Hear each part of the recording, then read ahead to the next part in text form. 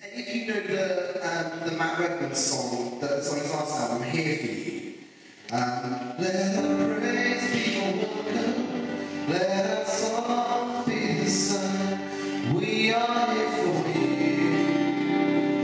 we are here for you.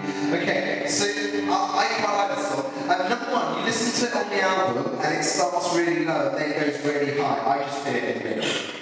Because then I can manage the range. It has an octave leap in it. There's loads of songs that have got an octave leap in at the moment.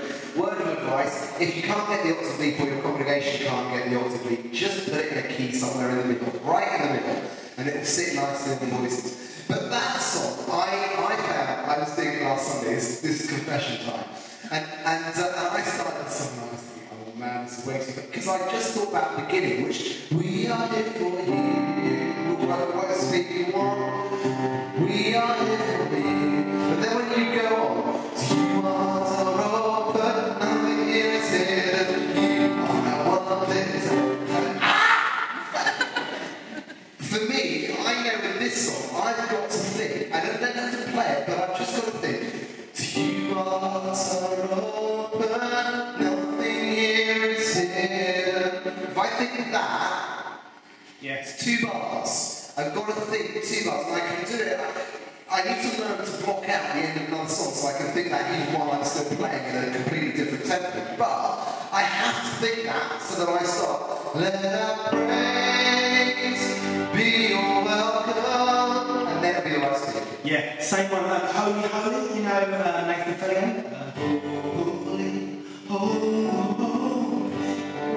You know, that's a very slow start to the song. See, what you actually need to think of is the fastest bit, the chorus. Lift up his name with sound of sing. And if you're starting the song, just do that line. Lift up his name with sound of sing. 1, 2, 3, 4. Just like that. So always think the fastest part of the song. And it doesn't matter if you're the big instrument or the drummer kicking it off. That's one way to do it. Another way to do it, particularly if you're a drummer, I've seen worship leaders do this as well, they have a little metronome or a little click kind of thing, and they know comfortable tempo is 118 BPM, so they'll just fire the click, gives you 118 BPM, and then they know that that's the one to count off of. It's particularly useful if you're nervous. So if you start and something's going on, you're nervous, the adrenaline's going and you start stuff way too fast. Everybody does it, I've done it. Something's at a horrific pace and you go up through because it's all going.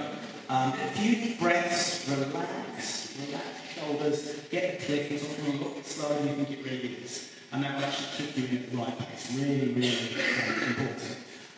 Also, let's talk about endings and junction points and practicing those. Okay, so if your practice time is short, you need to practice the stuff which is hard. And that's not usually the whole song. It's usually the end of gaps into different places called junction points. So verse to chorus, usually you do this very well. Chorus to bridge, bridge to verse or chorus, and then endings. Those are the things that tend to go wrong, generally speaking. I have heard so many endings fall apart. And it's just because people haven't, because you've done 2 different things in the past, people didn't know what you were going to do, or no one really knows what anyone else is thinking. Endings is a key thing to practice, really. And you actually have to practice more than you think, and spend all your time practicing that, and don't run all the way through the song, because everybody knows what's going on, it's in the middle. So let's take a song, we'll practice an ending. Okay. What have we done before? I can't remember. No clue. Let's do Blessed Be Your Name. Okay, yeah. So just do that last section. Okay, so we're just going to hang it on the D. Okay. Alright, so just it's in G and stuff. Right? Right, great. Okay, so let's just try it if we will. so just a chorus to end? Yeah. 1, 2. Blessed be the name of the Lord. Blessed be your name. Blessed be the name of the Lord. Blessed be your glorious name. Just do that last line. Blessed be your glorious name.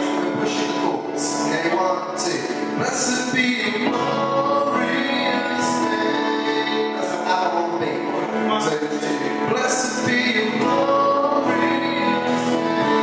That's it. Hang on, Yeah. Blessed be your glorious name. 2, 3, 1. So I'm just going to hang it. Okay, Let's so just hang it.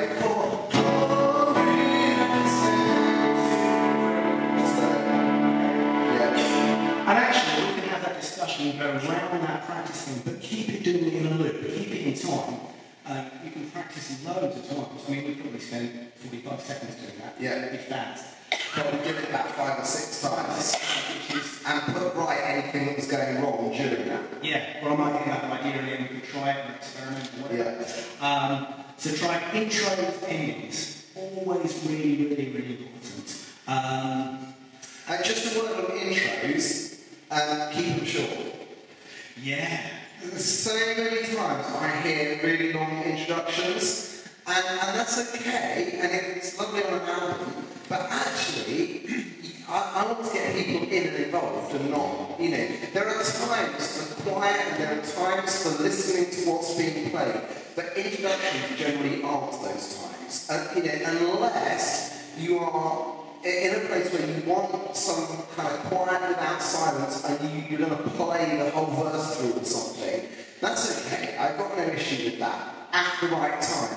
But generally speaking, 2 bars, 4 bars, no more than that. The key is to get everybody joining in as much as you possibly can. I'm not that much of a fan of instrumentals sometimes in a worship scenario. Sometimes it can be very, very beautiful actually.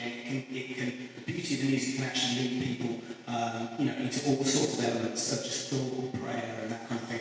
But very often it can just be music as well. People disengage when they haven't got anything to do. So I always err on the side of getting them singing as quickly as possible. So, it's a team sport. So 2 bars or 4 bars as an intro. And if you're ever in doubt, start on the root chord of the key of the song's in and establish the groove, and then off you go.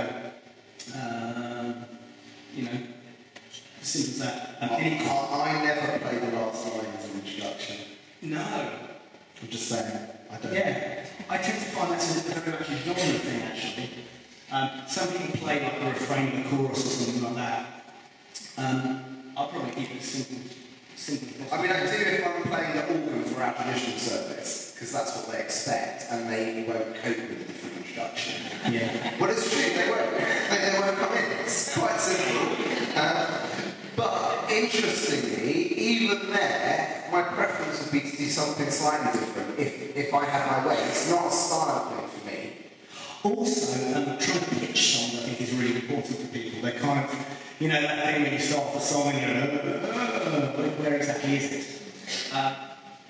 Generally speaking, the chord that you start with, the melody note will be one of those 3 notes in that basic chord.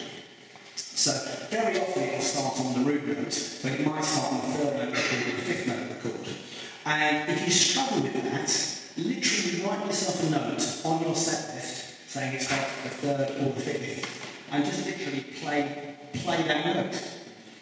Makes a huge amount of difference. If you're not quite sure what the notes are, whatever chord shape you're playing is going to be one of those notes.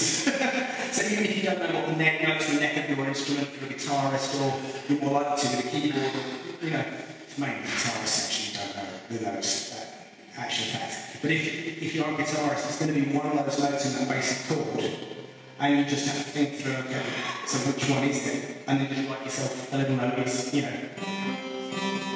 is this one here or that one there? And it just gives you a cueing point, really. I sometimes also write notes on where the melody comes in relation to the bar. So not everything starts on beat 1 at all. And it's really good to write some little cueing notes, so I might do 1, 2, and it starts on 2 and just after 2, 2, 2, 3, and you can just write that down. All these practical notes really, really help. Any questions on that so far? Probably not. I find the main problem is not necessarily starting and ending a song. Yeah. It's ending one song and moving into another song. Yeah. And if I'm playing guitar and somebody else is playing the songs, and they're not a guitar player, Yeah. they quite often pick songs that you've got to do campos, Yeah. Do a dance. So the question was to people at the back. One of the main problems is moving from song to song. So the beginnings, the middles, and endings are fine, but it's going from one song to the next that's probably in a different key, with a different rhythm, a different tempo, and you haven't picked the songs, so somebody's picked the songs for you, and they're probably... And that's one of the things, sometimes people pick songs according to theme, which is correct, but picking songs just according to the theme isn't necessarily very musically friendly either, which is it's a real challenge. You know, some people go according to just chord and key and groove, but they have no relation to the thing, and then you get the other end of the spectrum as well. It's always a compromise. So, should we talk about transitions from moving one key to another? You take out 1 to 2 minutes, we've got that. Oh, you know, mine's 2 minutes. Okay, I mean, yeah, let's just talk really briefly about it. I think I would say my general rule for how to get out of one song and into another, if they are in different keys. So you heard earlier, we did some songs in the same key, and I just pretty much kept going and just changed the tempo. That was, fair enough. You can do that if they're in the same key. If songs are in a different key, pretty much the rule I would say that you should obey 90% of the time, if not more, is stop the song and then start the next song. Don't worry about faffing around transitioning between keys. You can go to the 2 keys that are furthest apart. So let's so they got a firmly established C major. Here's a song in an F sharp major. It's not jarring if you just stop and then start. It's fine. If you're a guitarist and you want to do that, if you've got capos present, I think the main thing is you can't be playing with 2 things at once. So if you need music and a capo change, I think you've got to have the music either prepared or learn the second one. I know that's quite harsh to say, but doing takes forever. And then this hand off the guitar, capo change, go. But changing your capo with your right hand rather than your left hand actually is really good for transitioning quick. I so often change between songs with my right hand capo. Practice. Hanging the chord and then grabbing the capo. Practice changing capo. Clearly, if your capo is already on, don't remove it while the chord's hanging on, because that would sound awful.